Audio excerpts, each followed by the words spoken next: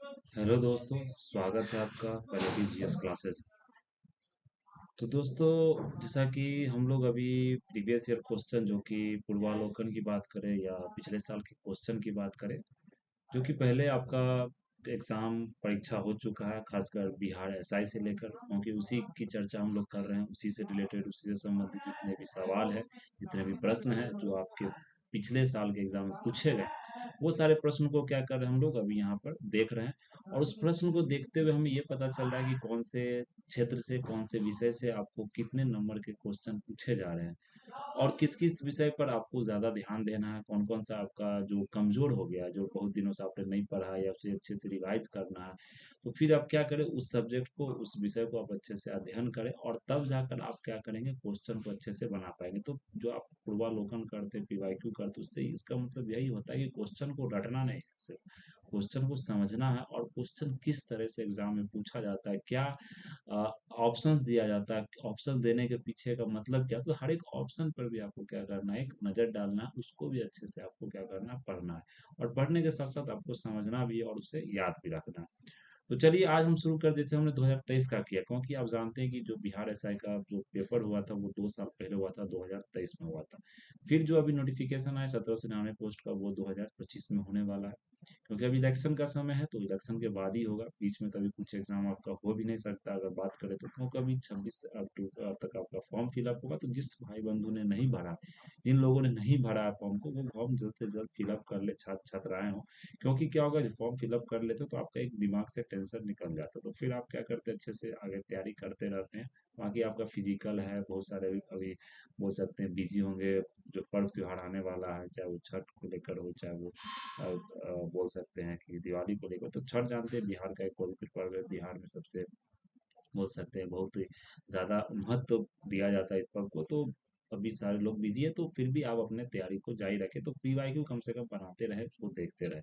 तो चलिए शुरू करते हैं आज का हमारा 2022 का क्वेश्चन। 2023 हमने क्या किया था, अच्छे से डिस्कस कर लिया था। जो हमारा आज का क्वेश्चन दोस्तों, वो 2022 का क्वेश्चन है। ये जो 2022 के क्वेश्चन की अगर हम बात करें यहाँ पर, तो आपको दोस्तों दिख रहा होगा कि सबसे पहला जो क्वेश्चन है, क्योंकि क्या होता है, इसमें जीएस का पोर्शन बहुत ज्यादा होता है। जीएस और जीके की बात करें तो उसका पोर्शन ज्यादा होता है, लेकिन मैथ का पोर्शन देखो तो वो कम से कम 5-10 आपको क्वेश्चन मिल जाएंगे, बहुत इजी होता है। जो मतलब जो सवाल का जो लेवल होता है, जो स्तर होता है, वो बहुत ही आसान होता है, तो आप उसे अच्छे से क्या कर सकते हैं, बना सकते हैं। तो हम लोग यहाँ पर मेनली जीके जीएस को ही देखेंगे, बाकी आप मैथ्स को आसानी से सॉल्व कर सकते हैं। तो सबसे पहला जो हमारा क्वेश्चन है दोस्तों, ये पर किसके बारे में है, ये इसका पूछा जा रहा है यहाँ पर कि सूर्यास्त एवं सूर्योदय के समय जो सूर्य की अभी क्या नाम है, सूर्य का आभासी चपटापन निम्न परिघटना के कारण बताइए। तो ये जो बोलता है, जो सनराइज और सनसेट, जिसको आप सूर्यास्त या सूर्योदय बोलते हैं, उसके समय क्या होता है कि जो सन का जो मतलब आप बोल सकते हैं, जो सूरज का पूरा जो आकार है, सूरज का आप आकार को अगर ले लीजिए, तो ये मतलब जैसे सूरज का आकार है, तो क्या है मतलब किस तरह से आपको चपटापन दिखता है। तो ये जो चपटापन आपको दिखता है यहाँ पर, तो ये चपटापन क्यों दिखता है, इसमें पूछा गया, इसके पीछे का रीजन क्या है, इसके पीछे का कारण क्या है। तो सबसे पहला बताया गया अपरिवर्तन। अपरिवर्तन सभी लोग जानते हैं, जिसे आप रिफ्रैक्शन कहते हैं। परावर्तन हो गया, जिसे आप रिफ्लेक्शन कहते हैं। विवर्तन क्या हो गया, जिसे आप क्या बोलते हैं, विवर्तन को डिफ्रैक्शन बोलते हैं। और ये जो ध्रुवन है, इसे आप पोलराइजेशन बोलते हैं। तो ये चार जो ऑप्शन है जो आपको दिया गया है, तो आप सभी जानते हैं कि ये जो घटना है, जो ये पूरा परिघटना है चपटापन का, ये अपरिवर्तन रिफ्रैक्शन की मदद से हमें क्या करता है, यहाँ पता चलता है। तो ये चीज आपको यहाँ पर ध्यान रखना है। तो अगर रिफ्रैक्शन की अगर बात करें, तो सूर्यास्त एवं सूर्योदय के समय जो पूरी तरीके से अगर बात करें यहाँ पर, थोड़ा सा थिकनेस को घटा देते हैं यहाँ पर। तो ये जो क्या होता है, सूर्यास्त सूर्योदय के समय जो सूर्य का जो आभासी चपटापन प्रकाश के अपवर्तन के कारण होता है। प्रकाश के अपवर्तन की परिघटना के कारण यह कि सूर्य वास्तविक सूर्योदय से पूर्व तथा वास्तविक सूर्यास्त के बाद तक दृष्टिगोचर हो जाता है। जैसे आपको यहाँ पर ध्यान रखना। तो अगर आप ये भी एक चीज मुझसे सीख सकते हैं यहाँ पर, कि जो आप देखते हैं कि क्या होता है कि जब सूर्योदय होता है तो 2 मिनट पहले आपको सूर्योदय दिखता है। आप गौर कीजिएगा, तो वो आपने पढ़ा होगा 8वें 9वां 10वां के जो किताब एनसीईआरटी, उसमें ये चीज दिया गया। तो वो भी क्या होता है, ये जो रिफ्रैक्शन का जो आप कारण देखते हैं, उसके कारण ये सब चीज होता है, कि मतलब 2 मिनट पहले भी दिखेगा, और सूर्यास्त होने के 2 मिनट बाद तक आपको सूरज का पूरा लालिमा दिखता है, आप देखते होंगे सुबह के समय में। तो उस वो भी घटना पूरा बोल सकते हैं, ये वो अपवर्तन का ही घटना है, समझ रहे हैं। तो ये चीज आपको यहाँ पर ध्यान रखना है। अगली बात करेंगे, जो हमारा अगला क्वेश्चन है वो है प्रथम विश्व युद्ध ये आपको इतिहास का क्वेश्चन बताया, प्रथम विश्व युद्ध, वो भी आपको विश्व का इतिहास है, के दौरान कौन सा देश 1915 में ब्रिटेन के खिलाफ केंद्रीय बलों में शामिल था, जो उसका पूरा सेंट्रल फोर्स था, उसको केंद्रीय जो अपोजिशन था, कौन सा केंद्रीय बल में ब्रिटेन के खिलाफ, मतलब ब्रिटेन के अगेंस्ट अपोजिट में, उसमें से केंद्रीय बल कौन था? फ्रांस, अमेरिका, बुल्गारिया और जर्मनी। तो सभी लोग जानते हैं इसमें कौन था? बुल्गारिया था, क्योंकि अमेरिका तो साथ में ही आ गया था ब्रिटेन के। ये चीज आपको यहाँ पर ध्यान रखना। अगला हम देखें यहाँ पर दोस्तों, अगला क्या हमारा प्रथम विश्व युद्ध की शुरुआत 1914 में हुई थी, यह 1918 तक चला। आप सभी जानते हैं 14 से 18 तक पूरा विश्व युद्ध चला था, जो कि विश्व युद्ध आपको यहाँ पर पता होना चाहिए। और हम बात करेंगे यहाँ पर विश्व युद्ध की। और अगर इसमें देखें यहाँ पर जो बात बताई गई है कि यह जो जो युद्ध गठबंधन था, आपको ये देश का नाम याद रखना। कभी कभी क्या होता है कि आपको इस तरह के सवाल पूछे जा सकते हैं जिसमें दो अलग अलग देश में जो युद्ध हो रहा था, मतलब दो अलग अलग गुटों में युद्ध हो रहा था, उस दोनों गुट में जो एक दूसरे के क्या थे? अपोजिट थे, एक दूसरे को बोल सकते हैं खिलाफ थे, उस गुट में कौन कौन से देश शामिल थे? तो देखते युद्ध जो गठबंधन था, पहले देख सकते हैं रूस, इटली, अमेरिका, फ्रांस, ब्रिटेन और अन्य। तो यहाँ देख सकते हैं इटली भी है, रूस भी है, अमेरिका है, फ्रांस है, ब्रिटेन, ये सब साथ में एक देश है। और इसका जो तथा केंद्रीय शक्ति है जर्मनी, हंगरी, बुल्गारिया एवं अन्य के बीच हुआ था। तो ये देश का जो गुट गठबंधन है उसके बीच में, और यह देश का जो गठबंधन उसके बीच में, ये दोनों का क्या हुआ था? एक दूसरे से यहाँ पर लड़ाई हुआ था। तो जर्मनी का साथ हंगरी भी दे रही थी, बुल्गारिया भी दे रही थी। तो आप जर्मनी के साथ हंगरी, बुल्गारिया को याद रखेंगे। बाकी जितने सारे कंट्री अगर देख लें, चाहे वो अमेरिका हो, चाहे ब्रिटेन हो, इटली हो, चाहे रूस हो, फ्रांस हो, तो ये सब किसके साथ है? अंग्रेज के साथ थे। तो युद्ध में बुल्गारिया जो देश है ब्रिटेन के खिलाफ केंद्रीय बलों में आपको शामिल था। एक सेंट्रल फोर्स था, बोल सकते हैं कि सेंट्रल पावर भी था, बहुत ज्यादा पावर था उसमें। जर्मनी का हिटलर का पूरा रूल था, क्योंकि सेकेंड वर्ल्ड वॉर में हारा भी, जो सेकेंड वाला 1939 से 45 के बीच में, 40 से 45 के बीच में हुआ था। फिर अगला देख ले, तो ये जानकारी आपके लिए महत्वपूर्ण है। इसमें ये पता चल जाता है ना कि कौन कौन से सवाल आपसे पूछे जा रहे हैं, कौन कौन से सेक्शन से पूछे जा रहे हैं, कौन कौन टॉपिक से पूछे जा रहे हैं, और उसके अकॉर्डिंग, मतलब उसके हिसाब से ही आप क्या करेंगे? तैयारी को आगे बढ़ाएंगे। क्योंकि क्या हो रहा है दोस्तों, अब एग्जाम का कंपटीशन का लेवल टफ होते जा रहा है, क्योंकि कंपटीशन में बहुत सारे स्टूडेंट आप पहुंच रहे हैं, क्योंकि नौकरी का आप जानते हैं कितना ज़्यादा दिक्कत हो रही है। अभी देखिए राजस्थान का जो एक फॉर्म आया था पीएन लेवल का, उसमें पीएचडी होल्डर, बीटेक होल्डर, मतलब यह देश का पूरा हालत हो गया कि नौकरी का जो है पूरा। अब क्योंकि बहुत सारे लोग गिग वर्कर में काम करते हैं, वो एक सिक्योर जॉब माना नहीं जाता। गिग वर्कर क्या होगा? जो एक बोल सकते हैं आपके ग्रे वर्कर के रूप में, जैसे आप डिलीवरी बॉय देख लीजिए, या किसी तरह का आजकल का जो कंपनी हो रहा है उसमें कोई जॉब सिक्योरिटी नहीं होता है, कोई हेल्थ बेनिफिट, कोई सोशल सिक्योरिटी आपको नहीं मिलती है, समझ रहे हैं ना? तो कॉन्ट्रैक्ट टाइप का जॉब होता है। तो एक एक जो सिक्योरिटी होना चाहिए जॉब का, उसको लेकर बहुत सारे लोग क्या होते हैं? चिंतित रहते हैं। इसलिए आज के समय में जो प्राइवेट से लेकर जो भागना चाह रहे हैं, कम पैसा भी अगर सरकारी मिल रहा है, तो एक मनी सिक्योरिटी चाहते हैं, कौन सा? उसको एक मनी सिक्योरिटी मिले कि हाँ इतना पैसा मुझे आ रहा है, समझ रहे हैं ना? और हटने का भी कोई डर नहीं हो। इसलिए लोग ज़्यादा इस तरह के एग्जाम में, चाहे वो पीएन लेवल का हो, क्लर्क लेवल का हो, लोग कर रहे हैं। तो इसलिए आपको मेहनत करना पड़ेगा इस तरह का जॉब लेने के लिए, क्योंकि बिहार में भी बहुत सारा जॉब की वैकेंसी आई है। और ये आपको एक अफसर का पोस्ट है, एक समझ सकते हो, वर्दी आपको पूरा आपको यहाँ पर मिलेगा। वर्दी वाला पूरा पोस्ट है, जो कि 1 स्टार आपको दिया जा रहा है। एसआई का पोस्ट है, दरोगा का। तो जानते हैं कितना वर्चस्व होता है, कितना एक आप समाज में आप काम भी। वर्चस्व का मतलब ये नहीं कि आप पावर किसी पर गलत इस्तेमाल करें, आप पावर का सही इस्तेमाल करें। आपको जो पावर दिया गया उसको समाज के कल्याण के लिए, लोगों के कल्याण के लिए, उत्थान के लिए आप क्या कर रहे हो? पावर का उपयोग कर रहे हैं। पावर का उपयोग हमेशा गलत उपयोग के लिए नहीं होता दोस्तों। आपके पास पावर है तो आप गलत लोगों के, के खिलाफ और अच्छाई लोगों के साथ भी आप अच्छा कर सकते हैं ना। समाज में आपकी बहुत ज़रूरत है, और ये आप चीज़ अच्छे से कर सकते हैं। इसलिए थोड़ा सा मेहनत को आगे रखिए, थोड़ा सा मेहनत ज़्यादा कीजिए, और अपने आप को थोड़ा सा एक जो बोल सकते हैं एक डिसिप्लिन में, अपने आप को एक डिसिप्लिन में रखिए, तभी तैयारी आपकी अच्छी से हो। क्योंकि डिसिप्लिन नहीं रखिएगा अपने आप को एक अनुशासन में रखिए, गंभीर होकर नहीं पढ़िएगा किसी चीज़ को, एकाचित होकर नहीं पढ़िएगा, तब तक जाके आपका आपका गोल है, जो आपका एम है, वो कभी आपका क्या होगा? अचीव नहीं होगा, समझ रहे ना? तो स्वामी विवेकानंद ने कहा है कि till the your goal is not reached awake arise, बोले ना Swami Vivekananda, rise awake arise, मतलब बोले ना कि तब तक नहीं रुको जब तक तुम्हारे जो तुम्हारा गोल है, जो तुम्हारा एम है, समझ रहे हैं ना, वो तुम्हें प्राप्त ना हो। तो ये चीज आपको ध्यान रखना। तो अपना लक्ष्य की ओर आपको बढ़ते रहना है। तैयारी को देखिए, तैयारी को आप पूरे अच्छे से करिए, तैयारी को पूरे जो मन से कीजिए।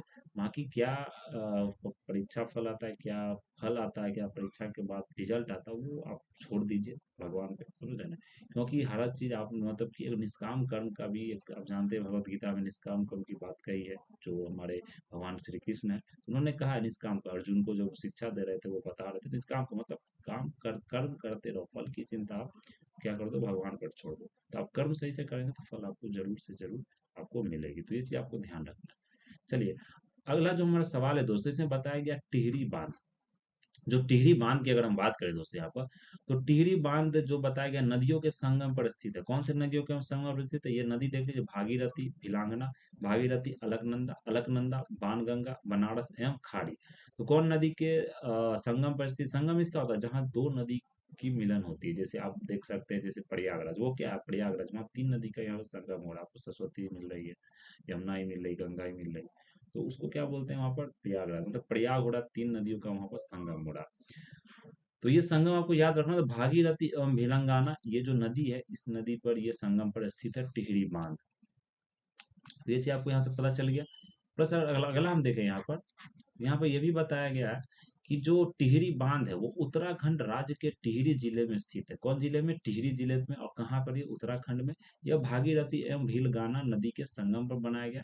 भागीरथी नदी क्या है? गंगा नदी की मुख्य धारा नदी है। आप सभी जानते हैं पहले गंगा नदी को भागीरथी बोला जाता है, जब वो अलकनंदा से आके मिलती है तब उसे हम गंगा नदी बोलते हैं। तो ये चीज आपको ध्यान रखना है। कभी कभी संगम ही पूछा था, भागीरथी अलकनंदा का, भागीरथी से अलकनंदा का बोल सकते हैं, बहुत सारा नदी है। तो उस तरह का जो पूरा एक पंच जो संगम के तरह से या प्रयाग के नाम से जानते हैं, तो वो सब सब भी आपको रखना, याद रखना, समझे? मंदाकिनी नदी से, भागीरथी का, अलकनंदा से, तो ये सब सारी नदी का नाम आपको ध्यान रखना, जो आपने ज्योग्राफी में, भूगोल में पढ़ा होगा। भूगोल हमारा क्या सिलेबस में भी है, मतलब कि जो सिलेबस में आपको दिया गया है दरोगा के सिलेबस में, तो चीज ध्यान रखना। इस बांध से बिजली एवं सिंचाई सब जो संबंधी आवश्यकताओं का पूर्ण किया जाता है। ये बांध बनाएगी, इससे बिजली सिंचाई सारा चीज किया था, वो सभी लोग जानते हैं कि बांध का ये यूज होता है, ये उपयोग होता है।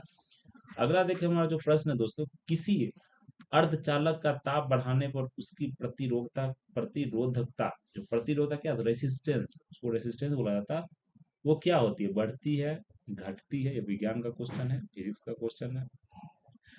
घटती है या समान रहती है, या पहले बढ़ती है या फिर घटती है? तो किसी अर्धचालक का ताप बढ़ाने पर उसकी प्रतिरोधकता क्या होती है वहां पर? अर्धचालक कैसे? सबसे पहले आपको अर्धचालक समझना है। अर्धचालक क्या है दोस्तों? एक ऐसे पदार्थ है जिनकी वैद्युत चालकता चालकों तांबा से कम तथा अचालकों कांच की अधिक होती है। मतलब कि बोल सकते हैं इसे आप, इसे क्या बोलते, सेमी कंडक्टर। जैसे कंडक्टर आप जानते हैं, इंसुलेटर जानते हैं, उसी अर्धचालक बोलता है सेमी। अर्ध में से क्या हो? सेमी कंडक्टर, सेमी को अर्ध बुलाता है, अर्धचालक सेमी कंडक्टर। तो क्या होता है, आपको कंडक्टर से कम और इंसुलेटर से उसमें ज्यादा होता है। ये मतलब बिजली को वो क्या करता है, फ्लो करता है, फ्लो करवाता है। तो जो सिलिकॉन होता है, जर्मेनियम होता है, जिसको आप बोल सकते हैं, ये सब क्या है, प्रमुख अर्धचालक है। इनका प्रयोग विभिन्न प्रकार के इलेक्ट्रॉनिक, जैसे आज के समय में बोर्ड पर जो पढ़ाई करे वो क्या है, उसमें भी आपको सिलिकॉन का यूज हुआ। जो हम आप लैपटॉप पर पढ़ रहे, जो मोबाइल आप चल रहे, उसमें भी सिलिकॉन, जर्मेनियम सबका यूज होता है। तो इसका बहुत सारा आज के समय टेक्नोलॉजी में बहुत यूज होता है, बहुत डिमांड में है। जिस देश के पास इस तरह का टेक्नोलॉजी है, इस तरह का जो मटेरियल है सिलिकॉन से, तो वो देश आपको ज्यादा विकसित होती है, अमीर होती है। तो युक्तियां जो जैसे चिप के निर्माण के लिए किया जाता है, जो चिप आप यूज करते हैं, जो मोबाइल में सिलिकॉन का जो चिप होता है, जो मदरबोर्ड होता है, उस समय क्या होता है, सिलिकॉन का ही पूरा चिप यूज किया जाता है। किसी अधिक अर्धचालक का तापमान बढ़ाने पर उसकी प्रतिरोधकता घटती है। तो ये चीज आपको ध्यान रखना है यहाँ पर। तो ये क्या होता है, उल्टा होता है दोस्तों। बताया जाता है कि जैसे आप किसी मेटल का अगर बढ़ाते हैं इस तरह का जो टेम्परेचर, तो क्या होता है कि थोड़ा सा आपको वहां पर बढ़ेगा, क्या बढ़ेगा, जो हमारा बिजली का फ्लो है, जो मतलब इलेक्ट्रिसिटी का फ्लो है, ताप जो फ्लो है आपको चालक का, वो बढ़ेगा। लेकिन ये क्या होता है, ये इसमें उल्टा होता है। जब आप प्रतिरोधकता घटती है, मतलब जो रेसिस्टेंस है वो घटती है, तो अर्धचालक का तापमान बढ़ाने पर उसकी प्रतिरोधकता क्या होती है, वहाँ पर घटती है। तो इसे ध्यान रखना, तो घटती है। तो ये उल्टा आप यहाँ पे ये समझ सकते हैं। मैं यहाँ पर थोड़ा सा गलत बोल दिया है, उसके लिए सॉरी, जो मतलब माफ कीजिएगा। तो यहाँ पर जो हमने बात किया, तो ये बताया जा रहा है कि जैसे इसमें हम क्या बोल रहे हैं, यहाँ पर किसी अर्धचालक का तापमान बढ़ाने पर, मतलब सेमीकंडक्टर का हम तापमान बढ़ाते हैं तो उसकी प्रतिरोधकता घटती है। तापमान बढ़ाते तो नहीं, यहाँ पर जो तापमान बढ़ाते हैं तो ये एक मेटल की तरफ ज्यादा काम करता है। तो क्या होता है, ये मतलब एक तरह से कंडक्टर की तरफ ज्यादा काम करता है, तो इसे आप बोल सकते हैं यहाँ पर प्रतिरोधकता घटती, रेसिस्टेंस घटती। लेकिन अगर वही हम कर दे कि यहाँ पर अगर यह मतलब अगर कंडक्टर हो जाए और उसको हम अगर क्या कर रहे हैं, मेल्ट कर रहे हैं, टेम्परेचर बढ़ा रहे हैं, तो क्या होगा कि वहाँ पर प्रतिरोधकता आपको क्या हो जाएगी, आपको बढ़ जाएगी। तो ये चीज़ आपको वहाँ पर ध्यान रखना है, समझ रहे हैं ना बातों को। इस चीज़ को आप ध्यान रखेंगे तो अच्छे से चीज़ों को क्या करेंगे, समझ पाएंगे। चलिए, तो रेसिस्टिविटी को ही बोला जाता है, ये चीज़ हम ध्यान रखेंगे यहाँ पर। अगला हमारा जो जानकारी है दोस्तों, यहाँ पर अगर हम बात करेंगे तो आप कुछ और जानकारी देख सकते हैं। यहाँ पर क्वेश्चन देखते हैं, 5वां नंबर। तो ये बला यहाँ पर बताया गया कि यह यदि एक कूट भाषा में ब्रांच को इफ डीएलएफएफ लिखा जाता है तो उसी कूट भाषा में मास्टर करेगा। तो ये आप बना सकते हैं, एक रीजनिंग का क्वेश्चन है। फिर यह क्या है, हमारा यह मैथ का क्वेश्चन है, जिसमें आपको इस तरह का फॉर्मूला बन जाता है, ज्यादा भारी नहीं होता। न्यूक्लियस में से सबसे छोटी संख्या कौन सी है, सभी लोग जानते हैं, रेशनल यूएस नंबर को आप बना के पॉइंट में तोड़ दीजिए, खत्म कीजिए कहानी, तो आराम से हो जाता है। सबसे पहला देखिए कौन क्वालिफाई, तो भाई साहब आपको तो जीएस ही करवाएगा, उसमें कोई दोहराई नहीं है, कोई किंतु परंतु एक कोई तरह का सामंजस्य आपको नहीं रखना चाहिए।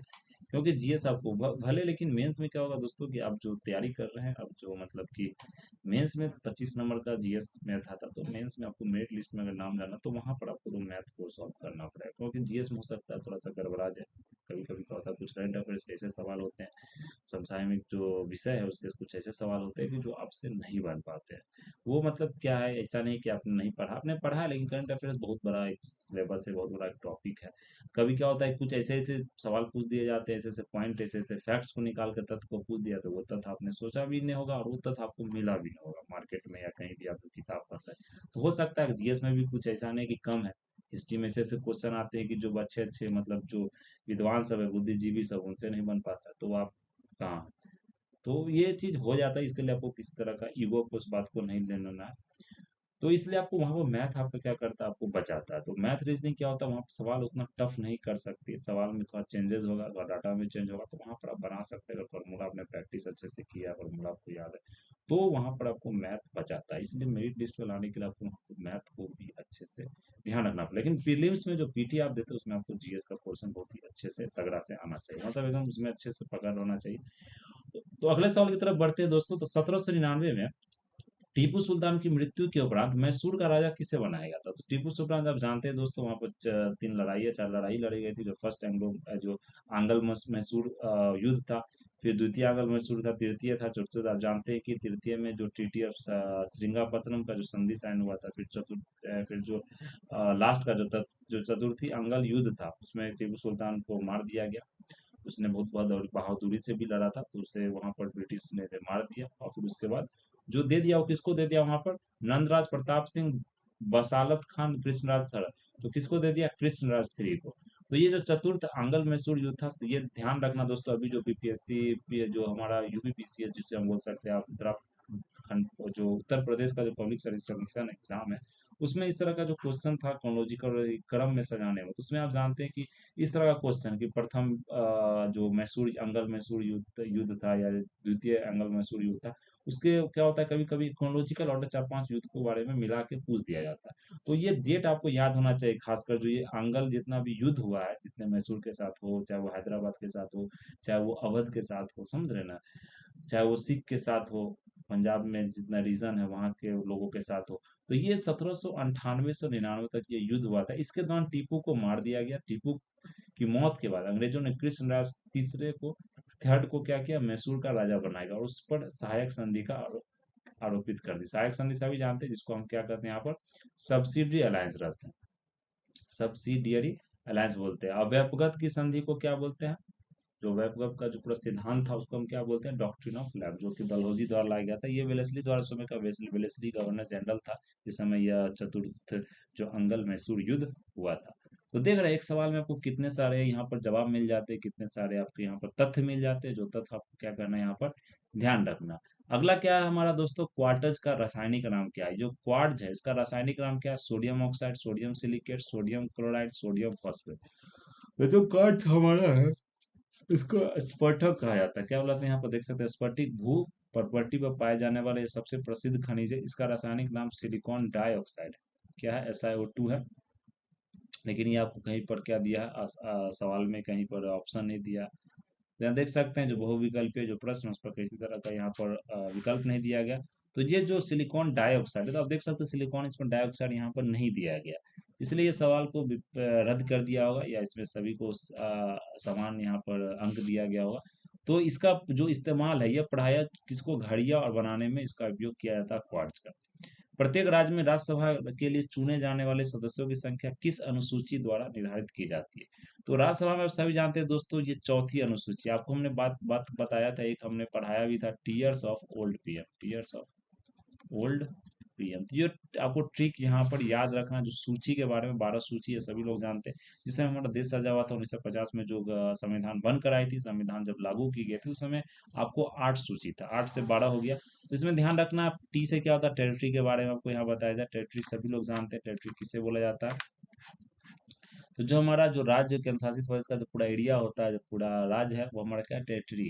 तो टेरिटरी होता है, फिर उसके क्या होता है यहाँ पर, जो अगर हम बात करें, ई जो होता है, ई हमारा क्या था, इमोलूमेंट, जो मतलब एक तरह से जो सैलरी दिया जाता है, जितने भी मिनिस्टर्स होते हैं, जो राष्ट्रपति हो गए, चाहे वो चीफ जस्टिस हो गए, तो इस तरह के मतलब जो पोस्ट है, कॉन्स्टिट्यूशनल पोस्ट है, उसको सैलरी, उसके बारे में बताया था। अफर्मेशन क्या होगा, ओथ, जो शपथ दिलवाया जाता है उसको अफर्मेशन बोलते हैं। ए से, आर से क्या हो गया, राज्यसभा का जो हमारा सीट हो गया, ये हमने देखा ना था, राज्यसभा का क्या, चौथी में। तो ये अब अगर ये कर लेंगे दोस्तों तो कभी नहीं भूलेंगे, मैं गारंटी देता हूँ। अगर टीयर्स ऑफ वोल्ड पीएम हमको याद है, तो सूची का आप क्वेश्चन कभी गलत करके आ ही नहीं सकते। ये मैं मतलब लिख के आपको दे सकता हूँ, क्योंकि ये मैंने खुद पर भी अप्लाई किया। मैं भी जब एग्जाम देता था तो मैं भी मतलब इस तरह का जो सवाल था, चाहे सूची से हो, चाहे वो आपको भाग से हो, तो भाग का भी हम लोग ने ट्रिक पर बात किया था, भाग का भी, लेकिन उसको थोड़ा सा लंबा ट्रिक है, क्योंकि आप जानते हैं 25 भाग है, तो 25 भाग में थोड़ा सा लंबा जाएगा आपको, लेकिन वो याद कर लेंगे एक बार, तो एक बार का मेहनत है। तो इसलिए ये ट्रिक आपको यहाँ पर, ये जो निमोनिक्स है टीयर सपोर्ट में, ये ध्यान रखना। उसी तरह से यहाँ पर एस देखिए, आप अब जो बता रहे हैं हम यहाँ पर, तो 8 से राज्यसभा हो गया, एस से हमारा क्या हो गया, शेड्यूल कास्ट हो गया, अदर शेड्यूल कास्ट हो गया, फेडरलिस्ट हो गया, 7 से जिसको हम लोग सब्जेक्ट जो बोलते हैं, अलग अलग तीनों सब्जेक्ट है, कंकरेंट है, स्टेट का जो अपना केंद्रीय जो सूची है, चाहे वो राज्य का सूची हो। फिर अगर ओल्ड की बात करें यहाँ पर, ओ से क्या है हमारा, ये ऑफिशियल लैंग्वेज के बारे में, जिसको हम मतलब लैंग्वेज के लिए बात करते हैं, जो हम 8वें सूची में आपको बताया गया, 22 भाषाएं के बारे में। फिर एल हमारा क्या है, जो लैंड के लिए, जो मतलब कि एक जो अमेंडमेंट हुआ था 9 शेड्यूल में, जिसमें कि वो सारे अधिनियम को डाल दिया जाता है कि जिस पर किसी तरह का सुप्रीम कोर्ट का कोई हस्तक्षेप नहीं हो, सुप्रीम कोर्ट पर किसी तरह का रिव्यू नहीं दे सकती, समझ रहे ना। फिर डी था डिफेक्शन के लिए, एंटी डिफेक्शन, आप सभी लोग जानते हैं कि मतलब एक से एक नेता से मतलब बोल सकते हैं, जो गठबंधन बना उस गवर्नर किसी को बाहर नहीं निकल के किसी और पार्टी में नहीं शामिल हो जाते, इस तरह का पूरा डिफेक्शन एक रूल लगाया, क्योंकि आपने सुना होगा आयाराम गयाराम का कल्चर चलता था इस समय, मतलब सरकार था जब देश आजाद हुआ था, तो एक ही दिन में चार चार पांच पांच पार्टी को बदल लिया था, उसका नाम राम था, तो आयाराम गयाराम ये कहावत फेमस हो गया था। फिर पी से क्या हो गया, सभी जानते हैं, पी से पंचायत, एम से म्यूनिसिपलिटी। तो ये आपको जो 12 जो सूची है, वो आपको यहाँ पर ध्यान रखनी है। तो चलिए, तो ये चौथी आपको याद रखना था, प्रत्येक राज्य में राजभाषा के लिए, राज्यसभा के लिए चुने जाने वाले सदस्यों की संख्या संविधान की चौथी अनुसूची द्वारा निर्धारित की जाती है। और सभी जानते हैं, आपको ध्यान रखना, एग्जाम में पूछा गया था कि बिहार से में देखें तो राज्यसभा कितना सीट है, तो 16 सीट है, 40 सीट आप सभी जानते हैं कि लोकसभा में, 16 सीट राज्यसभा में। तो उसमें क्या था ऑप्शन में, अगर आपको बिहार के बारे में पता है तो वो आप ऑप्शन को सही कर सकते थे, ऐसा तरह का क्वेश्चन था जो भी पीछे से। तो देख रहे हैं, ऐसा नहीं कि भाई क्वेश्चन का लेवल अलग कर दिया। अगर इस तरह का क्वेश्चन आपको यहाँ पूछा जाएगा, सेम क्वेश्चन पूछा गया था यूपीपीसीएस, किसमें थोड़ा सा यहाँ पर लैंग्वेज चेंज कर दिया गया था, लेकिन ये यूपीपीसीएस, समझ रहे, पीसीएस का क्वेश्चन और दरोगा क्वेश्चन दोस्तों मैं यहाँ कंपेयर करवा रहा हूँ। ये मत समझिएगा कि आप पीसीएस दे रहे हैं तो दरोगा आपसे निकल जाएगा, या दरोगा बहुत हल्का में लेके चल रहा है, हल्का में लेके नहीं चलना है, कभी भी क्वेश्चन को टेढ़ा मेढ़ा कर सकती है बॉडी। तो ये चीज अब ध्यान रखना, परीक्षा पूछने वाला क्वेश्चन कभी हल्का है, कभी भारी नहीं होता, आपको आ रहा था आपके लिए हल्का है, नहीं आ रहा था बहुत भारी। चलिए, तो ये होता है 5वीं में आदिवासी क्षेत्रों के प्रशासन एवं 10वीं अनुसूची में दल बदल संबंधित प्रावधान, जिसको एंटी डिफेक्शन बोलते हैं, दल बदलू वाला जो चीज है, आज के समय बिहार में भी बहुत चल रहा है, न्यूज में भी बहुत ज्यादा हाईलाइटेड है, उस चीज को ध्यान रखिएगा। चलिए, फिर अगर देखें तो 540 के गुणखंडों की कुल संख्या क्या है, 540 के जो गुणखंडों की कुल संख्या क्या है, यहाँ पर ये आपको मतलब जो बताया गया है, जो मैथ का चीज है, वो आप चीज यहाँ पर क्या करेंगे, ध्यान रखेंगे। चलिए, अगला देखें यहाँ पर,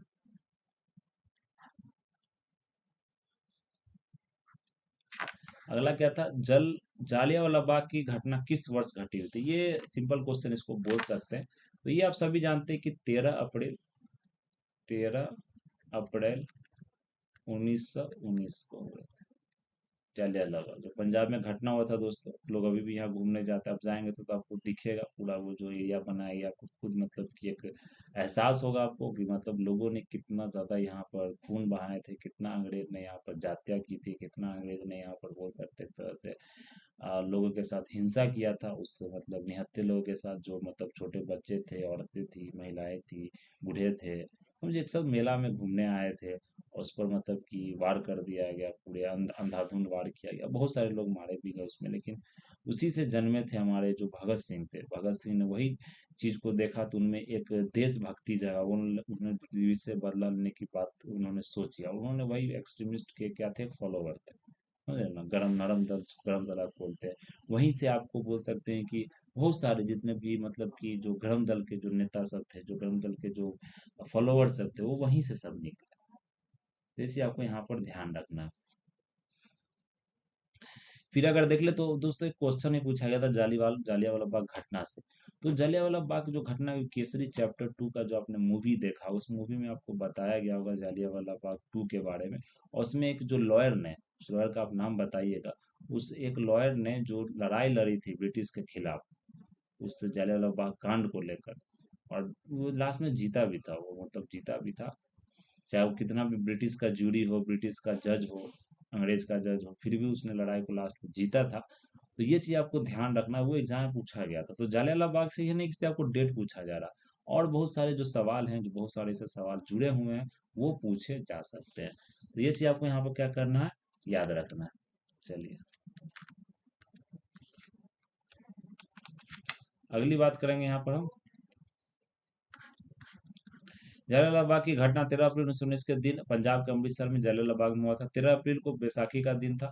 रॉयलेट एक्ट के विरोध में, रॉयलेट एक्ट सभी जानते हैं, सब लगाया गया था उस समय। इकट्ठे लोगों पर कानून के उल्लंघन के नाम पर जनरल डायर ने, किसने किया था, जनरल डायर ने सैनिकों की सैनिकों को गोली चलाने का आदेश दे दिया, जिससे सैकड़ों लोग मारे गए। इन लोगों के में पुरुष, महिलाएं, बच्चे शामिल थे।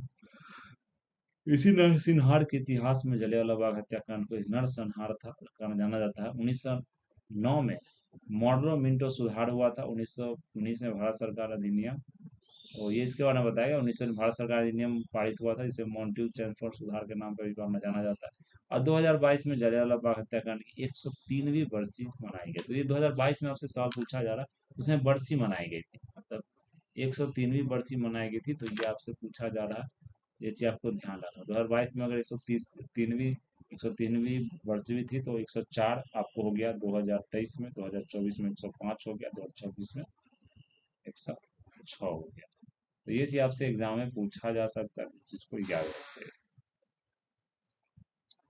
फिर बांग्लादेश एक स्वतंत्र राष्ट्र कब बना, आप सभी जानते हैं। जो बांग्लादेश का जो पूरा लिबरेशन वार हुआ था, वो हमारे भारत ने ही, उस समय इंदिरा गांधी का पूरा सरकार था, तो भारत ने ही साथ दिया था, और भारत ने उसे आजाद। आज के समय कितना भी भारत को गाली कर दे, कितना भी गरिया ले, कितना भी भारत की निंदा कर दे, लेकिन फिर भी जो वहाँ पर जो जितना भी आप देख रहे हैं, जो भी वहाँ का फ्रीडम देख रहे हैं, जो भी पूरे तरीके से आज़ादी देख रहे हैं, वो भारत का दिया गया। चाहे वो आज के समय में खाना पीना का, चाहे खाद्य आपूर्ति हो, चाहे किसी तरह का एक ग्रांट हो, किसी तरह का पैसा हो, किसी तरह का साथ हो, वो सारा चीज भारत नहीं दिया, और भारत के दम पर भी। इसलिए आज फील्ड का है हो गई। एक समय में अभी मतलब साल भर पहले बांग्लादेश एक बहुत उभर कर एक ऐसा राष्ट्र बन रहा था, जो मतलब इंडिया को भी बोल सकते हैं कि वो पछाड़ रहा था, किसमें, जॉब के सेक्टर में। अब महिलाएं, बहुत सारी महिलाएं काम कर रही है, कपड़े के जो टेक्सटाइल का जो इंडस्ट्री था, जो कपड़ा का पूरा इंडस्ट्री था, उसमें बहुत आगे निकल गई। बांग्लादेश जो कंट्री है, जो देश है। लेकिन सरकार ऐसा गिरा वहां पर, अभी जानते हैं, जो शेख हसीना थी, जो वहाँ की प्रधानमंत्री थी, वो हमारे देश में भी कुछ दिन उन्होंने यहाँ पर रहा, और वो रही थी यहीं पर। फिर वहां से बहुत ज्यादा अरेस्ट वारंट, ये सब मतलब कि निंदा उंदा बहुत देश दुनिया से भारत का होने लगा। फिर यहाँ से लगता है वो अपना जो लंदन वंदन में कहीं हाउस था, वहां चली गई। तो इस तरह की घटनाएं आपको घट रही थी। तो बांग्लादेश हो सकता है आज के समय भी एग्जाम में आपसे पूछा जाता है, वो एक न्यूज में, एक समाचार में, सुर्खियों में क्या है, वो आपको देखने को मिलेगी। तो बांग्लादेश एक स्वतंत्र राष्ट्र कब बना, तो बांग्लादेश का जो देखें यहाँ पर, तो 1971 में अगर बोले यहाँ पर, तो 1971 में वो दिलवाया गया था। लेकिन वो स्वतंत्र राष्ट्र आपको जो बना है दोस्तों, वो 1971 के यहाँ पर डेट दिया गया, तो आपको यहाँ पर ध्यान रखना है। तो क्या था, 1971 में एक स्वतंत्र राष्ट्र बना। अगर हम बात करेंगे तो 1971 में एक स्वतंत्र राष्ट्र बना। यह पूर्व यह पाकिस्तान का भी हिस्सा था, जो पाकिस्तान का हिस्सा था इसे पूर्व पाकिस्तान कहा जाता था, लेकिन जब ये देश आजाद हुआ तो इसे वहां पर बांग्लादेश का नाम दिया गया। 1971 ईस्वी में आजादी के लिए पूर्वी पाकिस्तान में आंदोलन, मुक्ति संग्राम, मुक्ति एक मतलब एक बॉडी भी था, मुक्ति एक बोल सकते हैं वाहिनी जिसको आप बोल सकते हैं, इसमें मुजीबुर रहमान जिसके मूर्ति को तोड़ दिया गया, वही थे जो शेख हसीना थे, उनके पिताजी थे मुजीब रहमान। तो पाकिस्तान चला गया, पाकिस्तान के इन आंदोलनों को कुचलने के लिए ऑपरेशन सर्चलाइट के नाम से सैन्य कार्रवाई की थी, इसमें बहुत सारे लोगों की जाने गए थे, बहुत सारे लोगों को मार दिया गया था, जितने भी वहाँ के बच्चे महिलाएं सब थे। जवाब में बांग्लादेश की मदद भारत ने सेना भेजकर की और अंततः 16 दिसंबर 1971 को बांग्लादेश आजाद हो गया। भारत पाकिस्तान पर अपनी इस जीत को विजय दिवस के रूप में भी हम लोग क्या करते हैं, मनाते हैं। ये चीज ध्यान रखना। और अमार सोनार जो बांग्ला था, जो गाना था, जो हमारे जैसे श्री रविन्द्रनाथ टैगोर जी द्वारा जो हमारे लिखा गया था, जो एक बहुत ही बड़े बोल सकते हैं कि स्वतंत्रता सेनानी रह चुके हैं, बहुत ही बड़े विद्वान रह चुके, बहुत ही बड़े विद्वान थे। उनका जो सबसे पहला जो उनका गीतांजलि जो एक नॉवेल था, उनके गीतांजलि के लिए उनको एक नोबेल लॉरिएट अवार्ड, नोबेल जो लिटरेचर के लिए जो अवार्ड होता है, नोबेल पुरस्कार भी उनको दिया गया। तो भारत के सबसे पहले माने जाते हैं कि जो नोबेल पुरस्कार विजेता हैं, जिनको लिटरेचर की तरफ से मिला था, लिटरेचर के फील्ड में, वो हमारे कौन थे, रविन्द्रनाथ टैगोर। तो ये चीज आपको ध्यान रखना, उनका शांति निकेतन, ये सारा चीज आपको देखने को मिलेगा। बहुत बड़े कवि थे, बहुत बड़े लेखक थे, बहुत बड़े स्वतंत्रता सेनानी भी रह चुके हैं।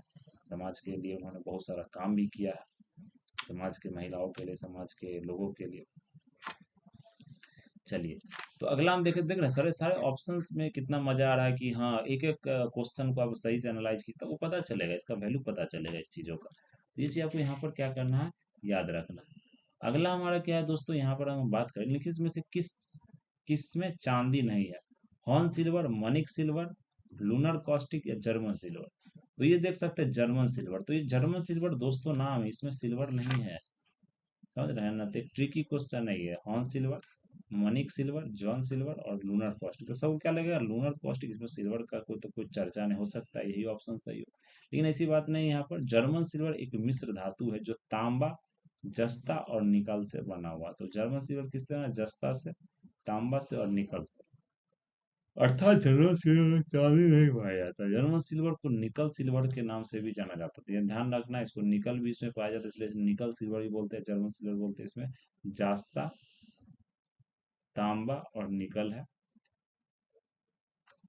इसको क्या बोला था, जर्मन सिल्वर के निकल सिल्वर नाम से भी जर्मन सिल्वर की संरचना में, इसे जर्मन सिल्वर को निकल सिल्वर के नाम से भी जाना जाता है। और जर्मन सिल्वर के नाम से भी जर्मन सिल्वर की संरचना 60% तांबा, 20% निकल और 20% जस्ता से होता है। बाकी तीनों में चांदी पाई जाती है, बर्तन बनाने में काम आती है। तो इसका मतलब बोल सकते हैं कि वो लाइटनेस के कारण, वो मतलब कि सुंदरता के कारण उसको जर्मन सिल्वर बोला जाता है, चमकता खूब होगा। लेकिन इसमें सिल्वर ने, तांबा है, जस्ता है और क्या है, निकल। निम्नलिखित में से कौन सा एंजाइम मानव शरीर में स्टार्च को पाचन में मदद, पाचन से संबंधित है। तो लाइपेज, पेप्सिन, एसाइलेज या इंसुलिन। तो इंसुलिन अगर आप बोले दोस्तों यहाँ पर, तो अगर हम बात करें तो इंसुलिन आप जानते हैं ग्लूकोज को लेकर, या बोल सकते हैं कि स्टार्च को लेकर नहीं है, ग्लूकोज के लेकर है, क्योंकि इंसुलिन का सुई दिया जाता है जिससे बिल्कुल डायबिटीज की प्रॉब्लम होती है। तो मानव शरीर में स्टार्च का पाचन से संबंधित एंजाइम एमाइलेज है। कौन सा एंजाइम है, एमाइलेज। यह स्टार्च को ग्लूकोज में तोड़ता है और यह मनुष्य के लार में पाया जाता है। एक अन्य एंजाइम डाइटिलिन है, क्या है, टाइलिन है, जिसकी यह स्टार्च में पाचन में सहायक होता है। यह भी लार में पाया जाता है। जो लार होता है दोस्तों आपके मुंह में, जहाँ से आप खाना को क्या करते हैं, चबाते हैं, तो देखते हैं खाना को चबाते हैं तो पूरा खाना गीला हो जाता है, तो वो लार होता है, इसे सलीवा बोलते हैं। तो उसमें इस तरह का एंजाइम आपको एमिडेज पाया जाता है। तो ये चीज आपको ध्यान रखना, जो हमारे दैनिक जीवन से, जो हमारे रोजमर्रा के जीवन से जो चीज हम देखते हैं, शरीर में जो घटनाएं घटती है, जो हम लोग खान पीन करते हैं, जो सारी चीजों को हम देखते हैं समाज में, तो वही से जो साइंस का जो चीज होता है, क्योंकि हमारे पूरे संसार है, पूरे अगल बगल में सब, ये सब क्या है, सब एक विज्ञान है, सब में लॉजिक है, सब में कुछ तथ्य छुपा हुआ। तो उस तरह के तथ्य को, उस तरह के लॉजिक को आपसे एग्जाम में पूछा जाता है क्वेश्चन के फॉर्म में। तो निम्नलिखित में से कौन सा एग्जाम है, तो देखेंगे यहाँ पर, तो एंजाइम टाइलिन भी स्टार्च को पचाने में सहायक होता है, यह भी लार में पाया जाता है। लाइपेज एंजाइम वसा के पाचन से, तथा पेप्सिन एंजाइम प्रोटीन के पाचन से। जो पेप्सिन होता है वो प्रोटीन को पचाने में काम करता है। इंसुलिन एक हार्मोन है जो रक्त में जो शर्करा होता है, इसे आप शुगर कहते हैं, की मात्रा को नियंत्रित करता है। ये चीज आपको ध्यान रखना है। लाइपेज हमारा क्या होता है, वसा का पाचन होता है, जो फैट का पाचन होता है, ये चीज आपको ध्यान रखना है। फिर अगला देखिए, ये मैथ का क्वेश्चन है, इसमें ब्याज के बारे में यहाँ पर पूछा गया, इतने बचाए गए, इतने क्या मूल्य होगा, क्या क्रय मूल्य होगा, ये सब ध्यान रखना। लेकिन में से का मिलान कीजिए। तो अब ये मैथ का ये भी क्वेश्चन है कि sine tan theta cot theta क्या होता है। तो आपने अगर इस तरह का सवाल दोस्तों देखा होगा, आप सभी लोग जानते हैं ट्रायंगल का फॉर्म जानते हैं, ये क्या हमारा राइट एंगल ट्रायंगल, तो इसी का हम कॉस थीटा टेन थीटा निकालते हैं, समझ रहे हैं ना। तो ये आपको जो साइन थीटा होता है दोस्तों, ये पी बाय एच होता है। साइन थीटा क्या होता है, पी बाय एच होता है। कॉस थीटा क्या होता है हमारा, बी बाय एच होता है। बी क्या है, ये सब ध्यान, ये बेस हो गया आपका, ये आपको परपेंडिकुलर हो गया, ये आपको हाइपोटेनस हो गया। हाइपोटेनस 90 डिग्री के एंगल के सामने वाला जो हमारा साइड होता है, जो उसे हम क्या कहते हैं, हाइपोटेनस बोलते हैं। तो आप सभी जानते हैं यहाँ पर क्या होता है, एच स्क्वायर बराबर P square plus B square, ये सभी लोग जानते हैं, इस तरह का चीज आपने पढ़ा भी होगा। अगला देखें हम यहाँ पर, तो इसी में आपको फिर यहाँ पर अगर टेन थीटा आ जाएगा, तो टेन थीटा बराबर क्या होता है आपको, sine theta by cos theta. फिर उसी तरह से कॉट थीटा का आप उल्टा कर लीजिए, इसी का cos theta by sine theta. तो ये सब आपने पढ़ा होगा नंबर नंबर 10वां में। ये सिंपल सा सवाल है जो आपको यहाँ पर आना चाहिए। फिर अगला देखें यहाँ पर, हमारे देश में निम्नलिखित में से कौन सी गेहूं की अर्धवामन एवं उच्च उत्पादन वाला किस्म है। तो विद्या, जया, लेखा और चंपा। तो हमारे देश में जो उत्पादन का जो बोल सकते हैं, कौन सी गेहूं की अर्धवामन, ये कौन सा है यहाँ पर, विद्या।